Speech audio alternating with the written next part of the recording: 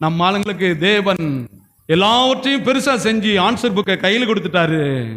அந்த ஆன்சரை கண்ணை திறந்து பார்க்க முடியல. இவங்க இதெல்லாம் வச்சுட்டு ஜனங்களுக்கு சொல்றது, மனம் திரும்பிய மந்திரவாதி இந்த வாரம் வந்திருக்கிறார். அடுத்த வாரம் கேரளாவில் இருந்து ஒருவர் வருவார். இதெல்லாம் தெரிஞ்சு வச்சிருக்கிறீங்க. ஆண்டவர் சொல்றார் பாருங்க, உங்களுக்கு ஆபத்து காலத்தில் உடனே பாருங்க கீழே போட்டுருவாங்க, தொடர்புக்கு யாரை கூப்பிடுங்கள்? ஐயாவை கூப்பிடுங்கள். உங்களுக்கு ஜெப உதவி வேண்டுமா?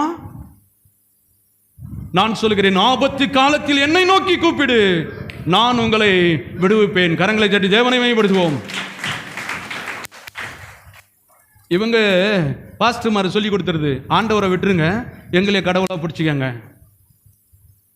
நான் சொல்கிறேன், பாஸ்டர் என்பது எப்படி ஒரு ஊருக்கு படிக்க தெரியாதவங்களுக்கு அப்பா அந்த பஸ் எங்கே போகுதுன்னு கேட்டால் கரெக்டாக அவங்க சொல்லிடுவாங்க. அம்மா இந்த பஸ் இந்த ஊருக்கு தான் போகுது, தைரியமாக உட்காரலாம்.